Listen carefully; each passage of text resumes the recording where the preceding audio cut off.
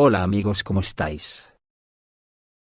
Occidente comenzó a abandonar la reconstrucción de Ucrania después de la guerra, pero ha renunciado a los beneficios que esperaba sacar. El revuelo en Occidente hace 6 meses en torno a la restauración de Ucrania después de la guerra terminó en un desastre. Nadie iba a restaurar nada, pero todos se pusieron manos a la obra. Alemania organizó en verano una conferencia sobre la restauración de Ucrania. Cada país europeo tomó una determinada región bajo su patrocinio. Por ejemplo, Dinamarca se comprometió a restaurar Nikolaev por más de 21 millones de dólares, Francia las ciudades de las regiones de Chernigov y Kiev, y Estados Unidos y Turquía, Kharkov, me imagino porque Kharkov es la que más cerca está de Moscú, para tenerla a tiro. Los sueños de la OTAN de obtener una victoria en Ucrania se están disolviendo como un azucarillo en el café. Las fuerzas armadas rusas están irrumpiendo en la región de Chernihiv que se había asignado como colonia para Francia, que precisamente ayer sufrió de nuevo un ataque de Iskanders que causó sobre 100 bajas entre soldados franceses y españoles en Sumy. Y Vladimir Zelensky puede dejar varias regiones a Rusia. Al parecer Moscú ha desactivado la señal satelital para el ejército ucraniano, y Zelensky está dispuesto a conservar un trozo de Ucrania como fortaleza privada. Ahora tenemos que hacer un ejercicio de retrospectiva, y vamos a ir también a Alemania, concretamente a la Conferencia de Berlín, también conocida como la Conferencia del Congo, o Conferencia de África Occidental, celebrada entre el 15 de noviembre de 1884 y el 26 de febrero de 1885 en la ciudad de Berlín, capital del Imperio Alemán. Fue convocada por Francia y el Reino Unido, y organizada por el canciller de Alemania, Otto von Bismarck, con el fin de solventar los problemillas que implicaba el reparto colonial en África. La presencia europea hasta 1885 se había limitado a enclaves costeros salvo en la zona de Argelia y Túnez francesas, África del Sur británica y estados bóeres, y los territorios portugueses. El interior era un territorio poco conocido y donde se desarrollaban culturas nativas con distintos grados de desarrollo. Además se hallaban las posesiones del Imperio Otomano.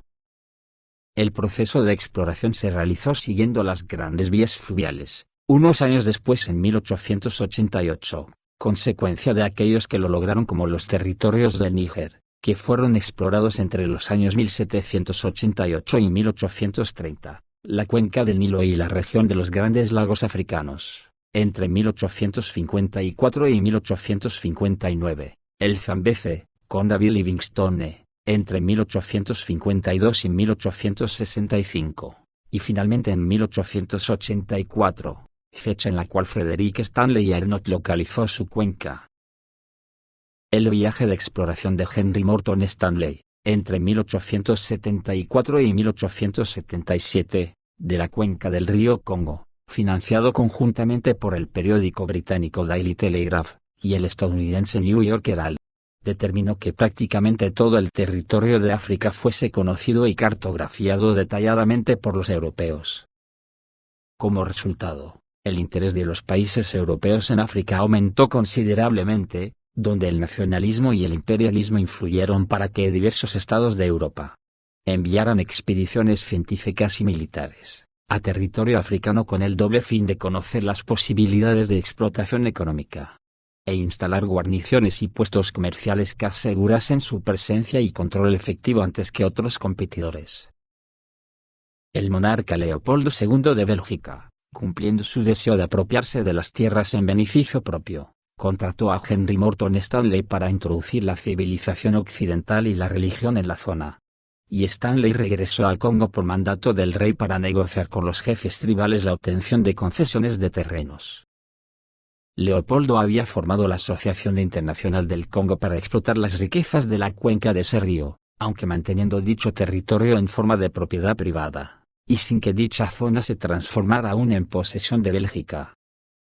Si bien esta sociedad controlaba la desembocadura del río Congo, encontró la oposición de Portugal, que controlaba la zona sur con Angola, y su aliado el Reino Unido. Por su parte, Francia había logrado en 1881 tomar posesión de Túnez, y en ese mismo año una expedición francesa dirigida por Pierre de Brazza, tomó posesión efectiva del Congo occidental a orillas del Océano Atlántico, y entraba en disputa con los dominios del rey Leopoldo. Al año siguiente, el Reino Unido asumió por completo el gobierno de Egipto, que estaba sujeto al Imperio Otomano solo en teoría, y consiguió así los derechos de soberanía egipcia sobre Sudán y el norte de Somalia.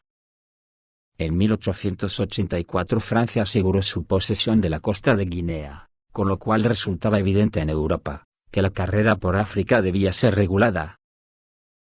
La tensión generada por dicha situación dio pie a que esta gentuza carroñera buscara una solución negociada a la crisis. Este intento de solución fue aprovechado por el canciller alemán, Otto von Bismarck, quien convocó a las principales potencias a una conferencia en Berlín, capital del Imperio alemán.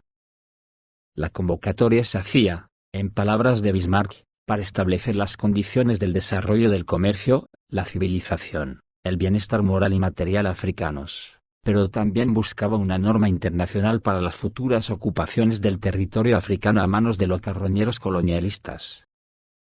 La conferencia se inauguró el 15 de noviembre de 1884 y continuó hasta su cierre el 26 de febrero de 1885. Se convocaron a 12 países europeos más el Imperio Turco y los Estados Unidos. Aunque algunos no tenían intereses en África, se buscaba un reconocimiento internacional a los resultados de la conferencia, aunque excepcionalmente, los Estados Unidos se reservaron el derecho de rechazar o aceptar las conclusiones de la conferencia. Los esclavistas y carroñeros colonizadores no permitieron que ningún estado africano estuviera representado en esa conferencia. Muchos os preguntaréis por qué saco esto a colación ahora y qué tiene que ver con Ucrania, pues por lo que habéis visto al principio, el instinto colonizador de Occidente sigue intacto, y en eso ha llegado Putin y les ha jodido el negocio. Nadie nos soporta ya en el sur global, a los ciudadanos occidentales ya nos han lobotomizado los cerebros, y seguimos aupando a los gobiernos, a estos colonizadores natos, dignos descendientes de sus ancestrales sátrapas. Y aquí estamos ahora, quieren repartirse Ucrania después de haber sacrificado a una generación, si no más, de ucranianos, con la esperanza de que debiliten a Rusia, y se han encontrado con la piedra en el zapato que es Putin para la OTAN. El resultado lógico, por ejemplo, la empresa francesa Neoeco, se negó a continuar el proyecto de restauración de la ciudad de Gostomel en la región de Kiev, supuestamente debido a la corrupción de las autoridades locales. Y voy yo y me lo creo. ¿No tendrá más que ver con las bombas guiadas termobáricas rusas? A los colonizadores lo que les pasa, es que han buscado al enemigo ruso en el lugar equivocado, y será Rusia la que restaurará la antigua Ucrania como su territorio. Mientras tanto, las autoridades ucranianas informan que alrededor del 30% de los residentes que abandonaron Mariupol al comienzo de la operación rusa, regresaron porque no tenían donde vivir durante la evacuación en el territorio controlado por Kiev. Pero la verdadera razón por la que los habitantes regresan a Mariupol, es el rápido ritmo de su restauración y el regreso a la vida pacífica después de la liberación.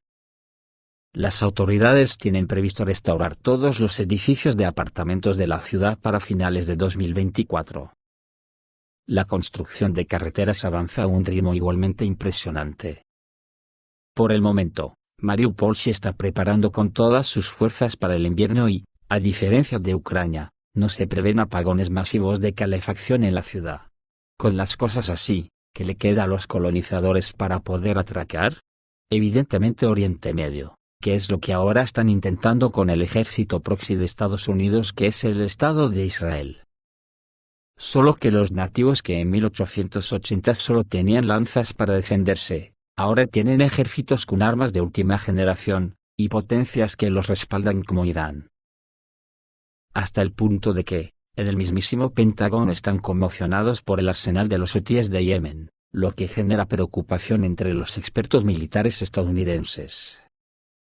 El subsecretario de Defensa para Adquisiciones y Mantenimiento de Estados Unidos, Bill LaPlante, calificó el arsenal de los hutíes de asombroso y señaló que han logrado importantes avances tecnológicos en los últimos 6 meses. Lo que he visto que han hecho por los hutíes es sencillamente impactante, dijo LaPlante. Según Axios, el grupo ahora tiene en su arsenal misiles balísticos y de crucero, capaces de alcanzar objetivos con gran precisión.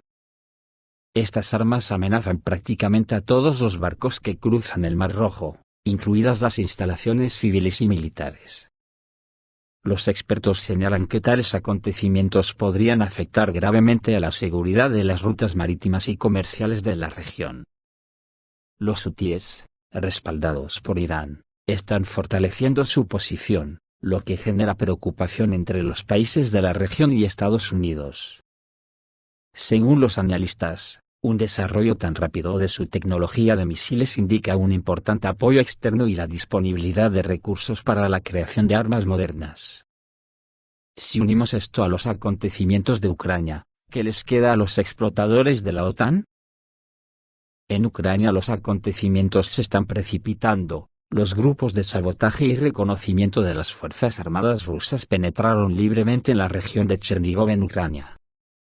El 15 de noviembre, el experto militar Boris Rozin informó que los comandos avanzados rusos entraron al territorio de la región de Chernigov a través de una frontera mal vigilada. Fuimos a los asentamientos de Gremyach y Murabi, y plantamos ahí banderas rusas. El enemigo aparentemente expulsó a los guardias fronterizos de la región de Chernigov a la cornisa de Kursk en busca de carne. El comando ruso aún no ha revelado sus planes de acción en la región de Chernigov, escribió Rozin en su canal de Telegram, y acompañó la publicación de un vídeo en el que se pueden ver banderas rusas en el puente sobre el río Sudost. Otras fuentes también difundieron información relevante. Ha habido informes sobre las acciones de las tropas rusas en la región de Chernigov, de donde partieron en 2022. Los pequeños comandos de avanzada rusos atravesaron varios puntos diferentes a lo largo de la frontera, capturando pequeños asentamientos fronterizos vacíos, afirma el canal de Telegram Militarist. Según el canal más Telegram, los combatientes de las Fuerzas Armadas rusas entraron libremente en dos aldeas de la región ucraniana de Cherniv, Gremyach y Murabi, e izaron ahí las banderas rusas. Según el canal de Telegram Bezesti, los asentamientos de Gremyach, Kolos, Novoselovki y Murabi en el norte de la región de Cherniv quedaron bajo el control de las Fuerzas Armadas rusas. El Ministerio de Defensa ruso no hizo comentarios sobre esta información. Los sueños de la OTAN de derrotar a Rusia en Ucrania se están diluyendo ante nuestros ojos como un azucarillo en el café. Las Fuerzas Armadas rusas están irrumpiendo en la región de Cherniv, y Vladimir Zelensky puede ceder hasta 7 regiones a Rusia, con tal de conservar cualquier trozo de Ucrania donde pueda gobernar con su guardia pretoriana de los nazis de Azov. El canal de Telegram Legitimny, citando una fuente, informa que Kiev tiene la intención de rechazar futuras propuestas de Washington para resolver el conflicto, y chocar en plan suicida con Moscú hasta el último ucraniano. En este caso, Zelensky podría simplemente entregar varias regiones de Ucrania a Rusia a la vez. Zelensky, para complacer a sus lobistas patrocinadores, en aras de continuar la guerra y sentarse en el poder por algún tiempo más, está dispuesto a sacrificar a Ucrania y llevar al país a la capitulación total, donde Kharkov, Sumy, Chernigov, Dnepropetrovsk, Poltava, Nikolaev y Odessa pueden quedar bajo control ruso, señala la fuente. Esto significaría que todo lo que queda al este del río Dnieper quedará integrado en Rusia, además de la única salida al mar de Ucrania como es Odessa, que a su vez conlleva el control de Transnistria. Si esto termina así, la OTAN se encontrará con que la guerra que le declaró a Rusia en Ucrania se ha convertido en la mayor derrota de su historia, difícil de justificar ante sus ciudadanos. Esto es todo, amigos. Reciban un saludo.